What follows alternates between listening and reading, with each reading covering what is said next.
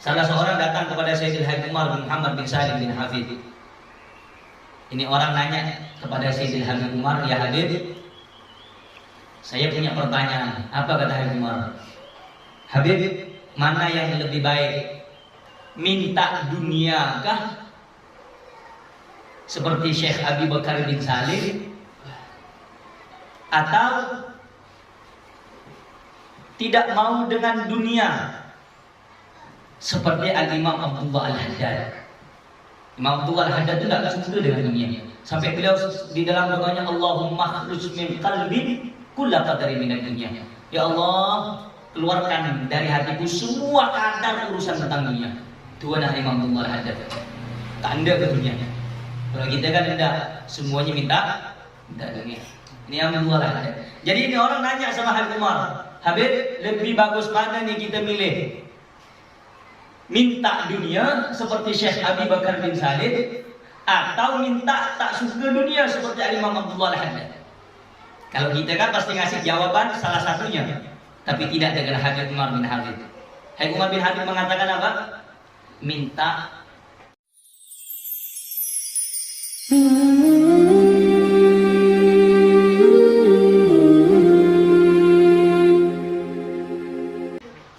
nawaitu akka annuma wa ta'lim wa tadhakkura wa tadhkir wa naf'a wa intifa'a wa ifada wa istifada wa la hadala masuki bi kitabillah wa sunnati wa rasulih wa du'a al-huda wa dalata 'ala al-khair ibtigha'a wajhihi wa mardatihi wa qurbihi wa thawabihi subhanahu wa ta'ala. Bismillahirrahmanirrahim. Assalamu alaikum warahmatullahi wabarakatuh. Assalamualaikum warahmatullahi wabarakatuh. Alhamdulillahi rabbil alamin, wa bihi nasta'inu ala umuri dunya waddin, wa ashhadu an la ilaha illallah wahdahu la syarika lah, wa ashhadu anna sayyidana Muhammadan abduhu wa rasuluh la nabiyya ba'da. Allahumma salli wa sallim wa barik ala sayyidina wa nuri qulubina sayyidina wa maulana Muhammad al-Fatihi lima ughliq wal khatimi lima sabaq nasiril haqqi bil haqq wal hadi ila siratikal mustaqim wa ala alihi wa sahbihi haqqa qadrihi wa miqdarihi al-azim. Rabbi shrah li sadri wa yassir li amri wahlul 'uqdatam min lisani yafqahu qawli wa saddid lisani wahdi qalbi bihaqqi nabi sayyidina Muhammad sallallahu alaihi wasallam. Amin ya rabbal alamin. Ahibba'il kiram, ikhwani rahimani wa rahimakumullah. Alhamdulillahi rabbil alamin. Segala puja dan puji syukur kita haturkan kepada Allah subhanahu wa ta'ala, yang mana pada malam hari yang mulia ini Allah memberikan taufik kepada kita, memberikan rahmat-Nya kepada kita, serta masih memberikan keimanan dan juga kecintaan di dalam hati kita kepada Allah dan kepada Nabi-Nya Muhammad sallallahu alaihi wasallam. Sehingga pada kesempatan hari yang mulia ini, di malam yang penuh dengan keberkahan ini, maka segala puja dan syukur kita haturkan hanya untuk Allah subhanahu wa ta'ala. Mudah-mudahan dengan segala nikmat dan karunia serta taufik dan hidayahnya, kita bisa menuju jalan yang diridhoi oleh Allah dan Rasulnya. Amin ya rabbal alamin. Baiklah ahibbail kiram, langsung saja daripada kajian rutinitas setiap malam Selasa di majlis kita bersama yang kita cintai ini, Majlis Jalsatul Ahbab, yang mana kami sedikit akan menguraikan daripada keterangan di dalam kitab Al-Imam Al-Arif Billah Al-Budud, Al-Imam Abdullah bin Alawi bin Muhammad Al-Haddad radhiyallahu anhu wa nafa'ana bihi wa bi'ulumihi fid fid darain amin ya rabbal alamin. Qala al-musannif rahimahullah, alhamdulillahi rabbil alamin, alhamdulillahilladzi yaqdifu idza syaa fi qulubil muridina law'atal irada fayus'iduhum ila suluki sabili sa'adah allati hiya al-imanu wal ibadah wa mahbul rasmin wa 'ada. Wa sallallahu wa sallama ala sayyidina Muhammadin sayyidi ahli siyadah wa ala alihi wa sahbihi as-sadatil qadah, amma ba'du. Faqad qala Allah ta'ala wa huwa asdaqul qailin, man kana yuridul ajilata ajjalna lahu fiha ma nasha liman nuridu thumma ja'alna lahu jahannama yaslaha madhmuman madhura. Wa man arada al-akhirata wa sa'a laha sa'yaha wa huwa mu'minun fa ulaika kana sa'yuhum mashkura. Wal akhiratu hiya ad-dunya fa idza kana al-muridu laha fadlan 'an as-sa'yi li talabiha masiruhu ila an-nari ma'a al-lawmi was-sighari was-sabari fama ajdara al-ajila bil-i'radi anha wal-ihtirasi minha. Wal akhiratu hiya al-jannah wa la yakfi fi husulil fawzi biha al-iradatu faqat bal hiya ma'al imani wal amali salih al-musyari ilaihi biqaulihi ta'ala wa sa'alaha sa'yaha wa huwa mu'minun. Was-sa'yul mashkuru huwa al-amalul maqbulu al-mustawjibu sahibuhu al-madah wa dzanah wa thawab al-'azima alladhi la yanqadi wa la yafna bi fadlillahi wa rahmatihi. Shadaqallahul 'azim wa shadaqa rasulun nabiyul karim wa nahnu 'ala dzalika minasy syahidin wasyakirin walhamdulillahi rabbil alamin. Baiklah ikhwani rahimakumullah, jika kemarin kita membahas tentang kitab Nasaihud Diniyah wal Wasaya al-Imaniyah, kami sengaja menyeling atau membahas daripada kitab yang lain, tetapi juga dari keterangan dan kitab yang ditulis oleh orang yang sama, yaitu Al-Imam Al-Qutub Al-Habib Abdullah bin Alawi Al-Haddad. Jadi Al-Imam Abdullah Al-Haddad ini memiliki banyak karya dan juga karangan. Di antaranya ada namanya Silsilatul Haddadiyah. Ada sekitar 10 sampai 11 karya tulis Al-Imam Abdullah Al-Haddad. Nah, pada malam hari ini daripada salah satu dari apa yang sebelumnya kami sampaikan juga, ini termasuk kitabnya Al-Imam Abdullah Al-Haddad. Nama dan judul daripada kitab ini namanya Risalah Adab Sulukil Murid, yaitu risalah daripada adab-adab perjalanan seorang murid menuju Allah Subhanahu wa ta'ala.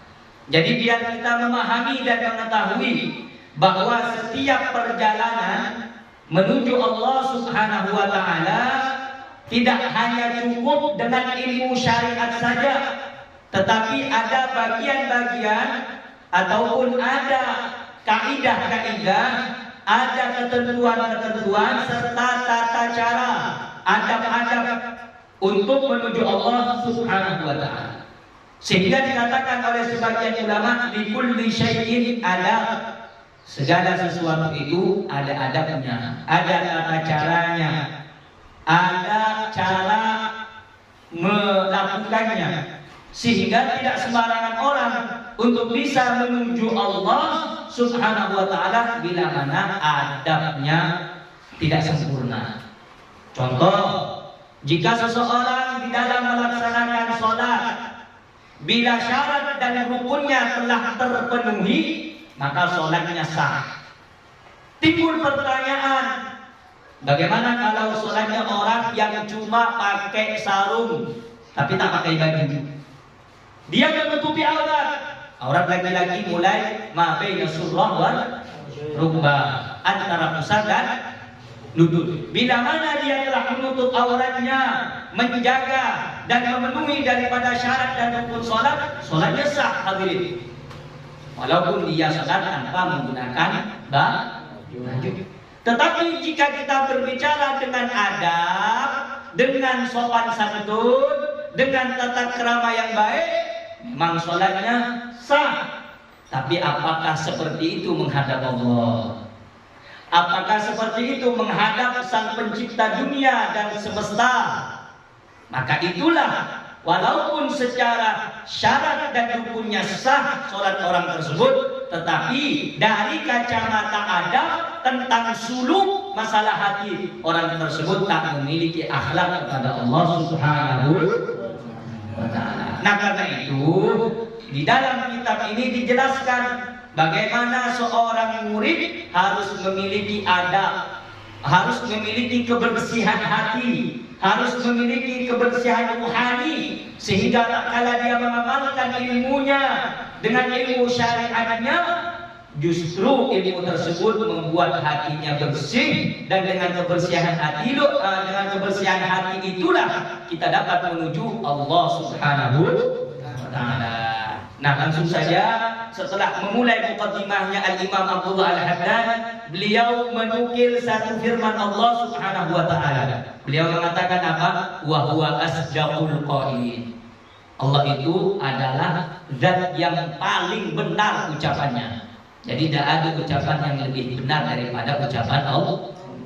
Allah Subhanahu wa ta'ala berfirman, "Man kana yuridul ajilata ajjalna lahu fiha ma nasha'u liman nurid." Barang siapa yang menghendaki dunia, siapa orang yang mau dengan perkara dunia dan seisinya, ajjalna lahu fiha ma nasha'u liman nurid, maka akan kami segerakan, kata Allah, bagi siapa saja yang menghendaki dunia beserta isi-isinya, akan kami berikan, kata Allah, manasya, apa yang kami kehendaki. Siapa saja yang kami kehendaki, siapapun yang mau dunia, akan kami segerakan, kata Allah Subhanahu wa ta'ala. Tetapi kata Allah Subhanahu wa ta'ala, perhatikan, siapa orang yang mau dengan dunia, pengen kaya, sehingga dengan kekayaan itu terlena dengan dunia, tidak apa-apa minta kepada Allah, boleh.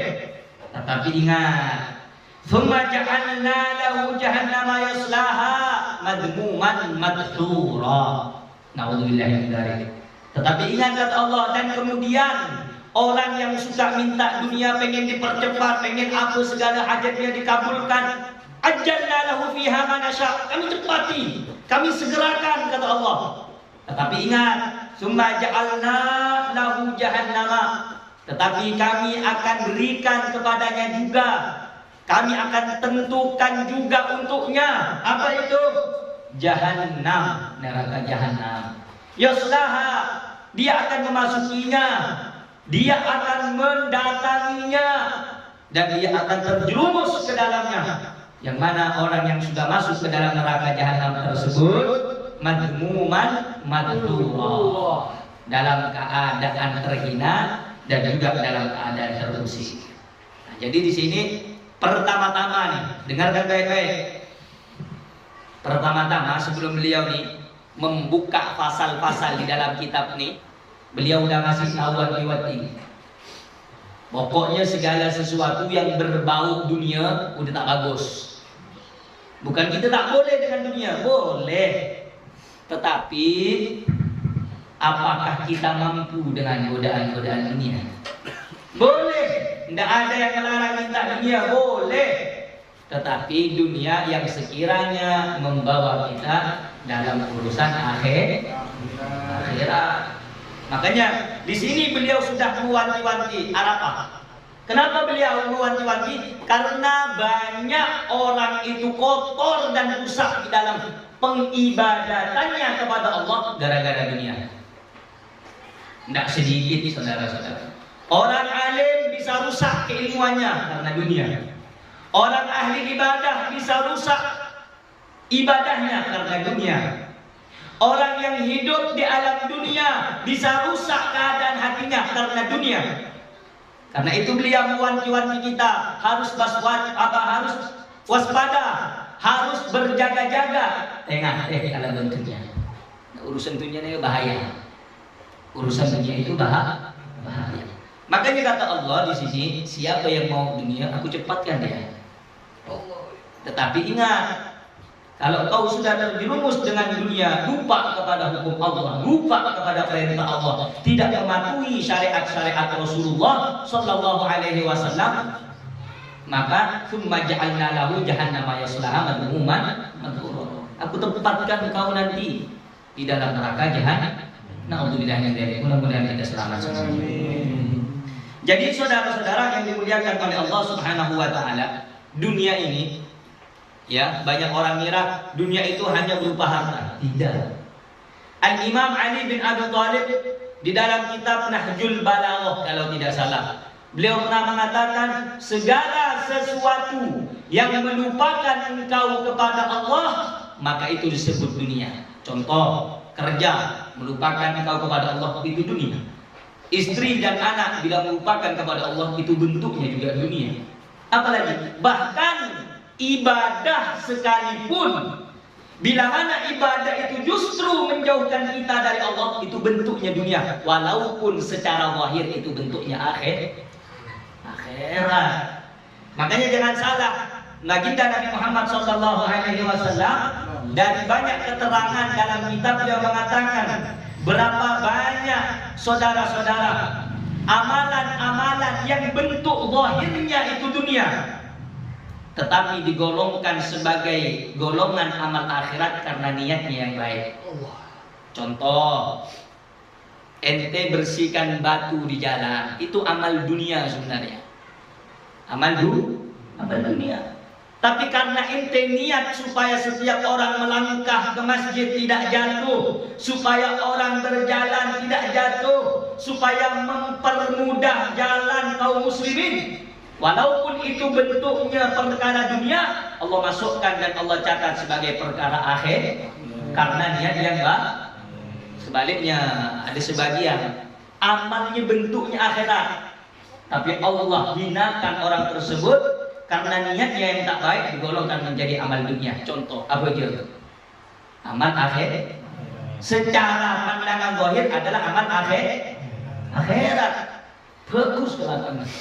Tapi tak kala dia punya niat di dalam sholatnya, pengen dipuji orang, pengen dipuja orang, pengen dianggap orang yang ahli ibadah, sagatat min ainillah, putus dari rahmat Allah, putus dari mata Allah, putus daripada kedudukan yang mulia di sisi Allah Subhanahu wa ta'ala. Sehingga amal yang bentuknya tadi amal akhirat, karena punya niat yang tidak baik, digolongkan oleh Allah sebagai amal dunia. Nah, karena itu penting. Nah, ini nasihat beliau Al-Imam Abdullah Al-Haddad untuk kita nih murid-murid. Murid itu siapa deh? Murid itu semua orang yang mau diajak menuju Allah. Haji muridnya. Murid tidak mesti duduk di bangku, saudara-saudara. Murid bukan hanya yang lulus daripada suatu sekolah atau universitas, bukan. Murid itu siapa saja, kata ulama ahli tasawuf, yang mau dibimbing untuk menuju Allah. Haji murid. Nah, setiap murid harus punya yang namanya niat untuk menjauhi dari perkara dunia yang dapat membutakan mata hati ketika menuju Allah Subhanahu wa ta'ala. Nah, beliau mengatakan di sini, siapa yang mau dengan dunia? Kata Allah dalam Al-Quran, ajadna lahu fiha man nasha. Ola bari saya terus dina. Ajadna lahu fiha man nasha. Apa sogi ya Allah? Cak sebater. Apa sogi ya? Boleh cerai dalam. Setong orang datang dengan Imam Asy-Syaikh Fakhrul Wujud Abi Bakar bin Salim. Salah seorang datang kepada Sayyidil Habib Umar bin Muhammad bin Salim bin Hafid. Ini orang nanya kepada Sayyidil Habib Umar, ya Habib, saya punya pertanyaan. Apa kata Habib Umar? Habib, mana yang lebih baik? minta dunia kah? Seperti Syekh Abi Bakar bin Salim, atau tidak mau dengan dunia seperti Al-Imam Abdullah Al-Haddad. Imam Abdullah Al-Haddad itu tidak suka dengan dunia, sampai beliau di dalam doanya Allahumma khruj min qalbi kulla qadari minad dunya. Ya Allah, keluarkan dari hatiku semua kadar urusan tentang dunia. Itu adalah Imam Abdullah Al-Haddad. Tak ada ke dunia. Kalau kita kan tidak, semuanya minta dunia. Ini yang Abdullah Al-Haddad. Jadi ini orang nanya sama Habib Umar, Habib, lebih bagus mana nih kita milih? Minta dunia seperti Syekh Abi Bakar bin Salim, atau minta tak suka dunia seperti Imam Abdullah Al-Haddad? Kalau kita kan pasti ngasih jawaban salah satunya, tapi tidak dengan Habib Umar bin Habib. Habib Umar bin Habib mengatakan apa? Minta yang selamat saja. Minta yang selamat. Kenapa Habib minta yang selamat? Ya, kata Habib Umar, kalau ente minta dunia, apakah hati ente mampu seperti Al-Imam Fakhrul Wujud Abu Bakar bin Salim? Kita yang dikasih duit 5 juta dan obat. Ketika kita ini minta dunia kepada Allah, apakah hatimu mampu seperti para aulia Syekh Abu Bakar bin Salim, yang mampu tidak tergoda hatinya dengan dunia? Al-Imam Al-Habib Husain bin Syekh Abi Bakar bin Salim dikenal beliau salah satu orang yang paling kaya dari Sabah Alawi. Itu ente kalau tahu ceritanya Al-Habib Husain bin Syekh Abi Bakar bin Salim, itu punya kambing ribuan. Kalau ada tamu yang datang ke rumahnya, setiap tamu, satu orang tamu dipotongkan satu anak kambing. Satu kambing. Bayangkan gayanya. Kalau jalan pakai permadani. Dibayangkan. Kalau kebun kormanya ribuan hektar. Al-Habib Husain bin Syekh Abi Bakar bin Salim. Tapi apakah kita minta dunia mampu seperti beliau? Tak tergoda, biasa-biasa memandang dunia. Ada sebagian ulama lagi, ketika dia diberikan oleh Allah kemudahan dengan urusan dunia, salah satu anaknya datang. Ketika beliau selesai daripada melakukan sholat antara maghrib dan isya, beliau punya amalan-amalan dan wirid-wiridan. Anaknya datang ketuk pintu. Assalamualaikum, Bah. Ya, ada apa? Kebun kormanya terbakar, Bah. Biarlah. Itu punya Allah. Kalau Allah nak bakar, nak ngambil, silakan. Bisa dia begitu. Kita 5.000 ya kepikiran. 5.000 dibayangkan. Kita 5.000 kepikir. Ini 5.000 tadi untuk bayar kas majelis, untuk main futsal. 5.000. Macam mana kalau hektaran? Ente punya sawit hektaran, ente punya kebun kelapa hektaran, ente punya kebun karet hektaran. Langsung ludes sekaligus. Oh, bisa gila saudara.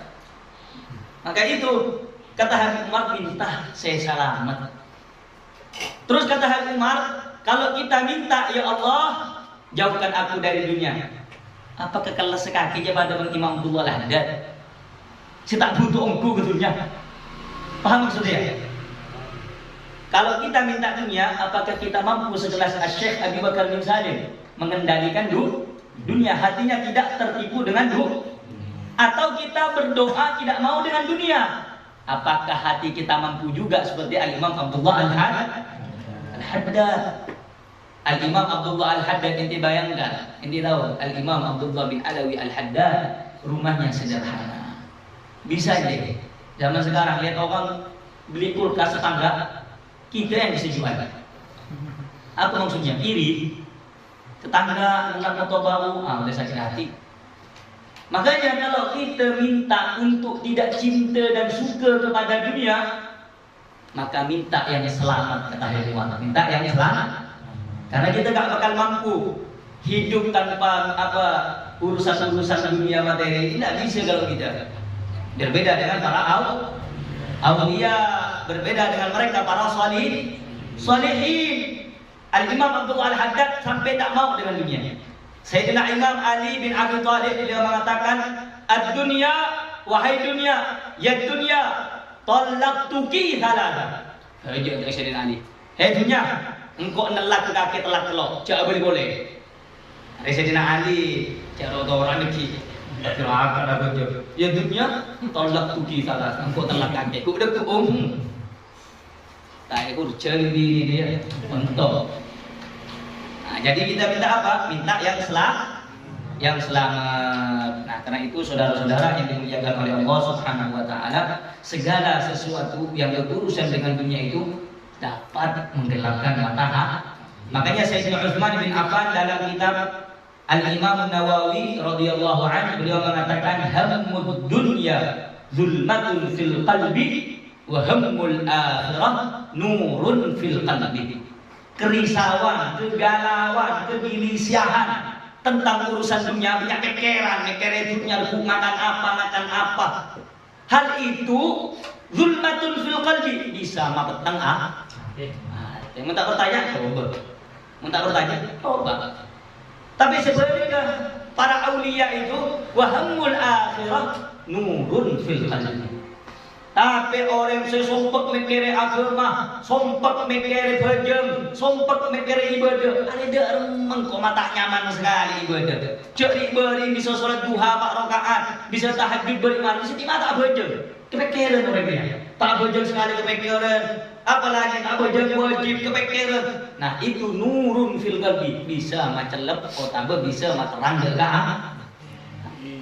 Makanya di majlis ini kita belajar sama-sama. Ya, belajar apa? Belajar supaya jangan sampai ada kepikiran dalam pikiran kita kecuali urusan akhirat. Apalagi urusan orang-orang yang tidak pasti. Pikir. Paham ya? Mikir orang sejauh itu apa?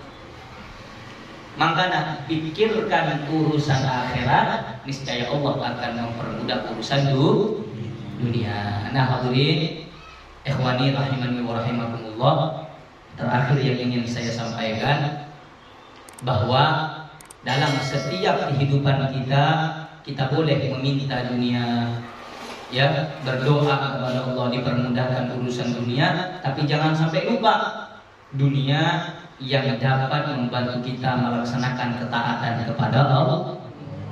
Dunia yang membantu kita untuk mendapatkan ridha Allah Subhanahu wa taala. Minta kepada Allah, Allahumma a'inni ala dzikrika wa syukrika wa husni ibadatik. Jadi ada beberapa doa yang ingin saya sampaikan di dalam kitab Mukhtasar Ihya, diambil di dalam kitab Ihya Ulumuddin. Mentro lancar urusan dunia. Nah, selepas kemarin pujian Jumat, hari Sabtu aja pujian biasa. Selepas kemarin pujian Jumat, mereka sebut Allahumma apa? Aghnina bihalalika an haramika wa bi ta'atika an ma'siyatika wa bi fadlika amman.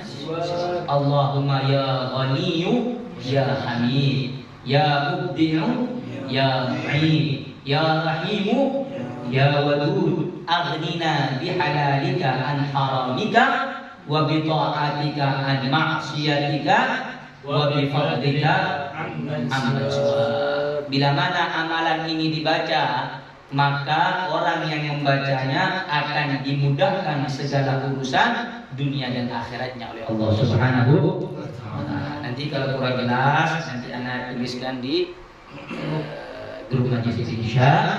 Mudah-mudahan pengajian yang singkat ini menjadikan kita orang yang lebih beriman dan bertakwa kepada Allah, dan mudah-mudahan segala urusan cinta kepada dunia hingga membutakan cinta kita kepada dunia, sebab kita tidak mau lagi mencintai Allah dan Rasulnya, mudah-mudahan itu dihilangkan oleh Allah, serta diganti mencintai Allah dan Rasulnya hingga dengan kecintaan Allah dan Rasulnya yang mengikuti kita semuanya. Amin ya rabbal alamin. Hadirin yang dimuliakan oleh Allah Subhanahu wa taala, itu saja yang bisa saya sampaikan. Assalamualaikum warahmatullahi wabarakatuh.